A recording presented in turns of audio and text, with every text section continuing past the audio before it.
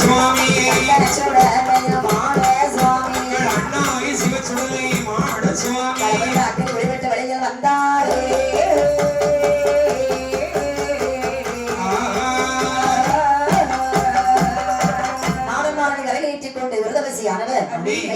அழைத்து வருகின்றார்.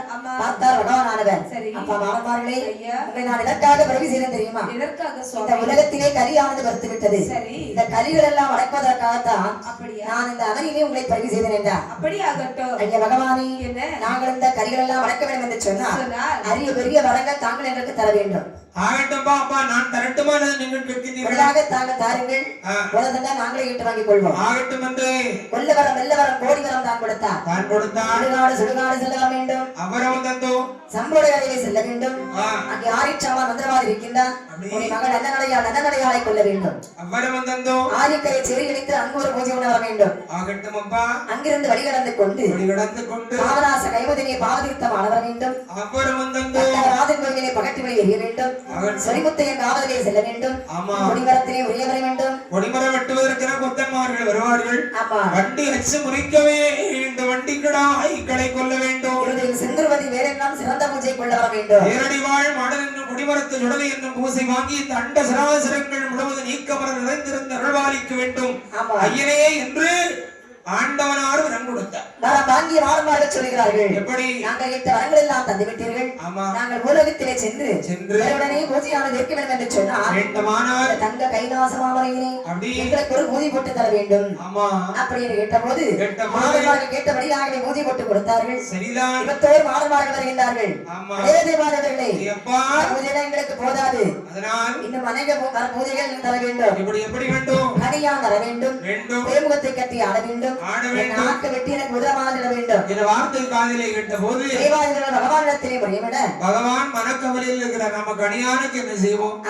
கைவெட்டுக்கு எங்கே போவோம்? மகட ஆட்டத்திற்கு என்ன செய்வோம்? கவலையோடு அமர்ந்திருக்கக்கூடிய இடத்தில் எண்ணிக்கொண்டிருக்கும் தருவாயிலே தேவலோகம் ஆனதிலே என்று மாமை என்று 2 பெண்கள் காலிலே கச்சம் கட்டி நாட்டியம் ஆடுகிறார். ஏன் சிலம்பானது அற்று ஒரு பரலாது பகவானுடைய பாதத்தில் விழுந்தது. பகவான் கால் கொண்டு ஒற்ற அந்த பரலாது பாறையை கடிந்த சத்தத்தோடு சென்ற போது பாறை உடைந்து அதில் 2 கன்னியர்மார்கள் வந்து பிறந்தார்கள். பிறந்த கன்னியர்மார்கள் பகவானுடைய முன்பில் வருகின்றார்கள். ஐயா பகவானே, பிறவி செய்தவர்களே காரணம் என்ன சுவாமி? எப்பா சுடலை மாடன்மார்கள் 21 பேர் உண்டு. ஆயாக பிரம்மசக்தியும் உண்டு. அவர்கள் கேட்டபடி கேட்ட பூஜையை போட்டு தாருங்கள். ஆகட்டும் என்று சொல்ல ஆகட்டும் என்று சாமமான சாமத்திலே சரிசாம வேளையிலே ஒன்றுகின்ற ஊரடங்கிய ஒரு சாம வேளையிலே 21 மாடன்மார்களுக்கும் எப்படி பூஜை போட்டு கொடுக்கிறார் என்று பாருங்கள். எப்படி தீமி தோண்டி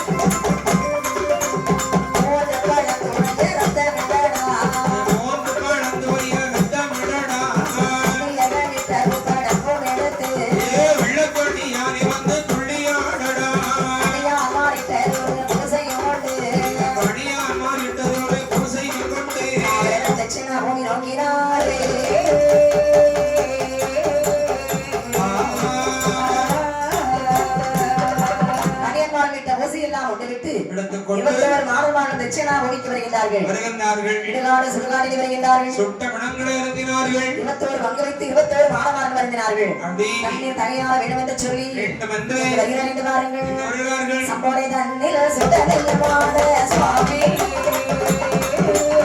சுவாமி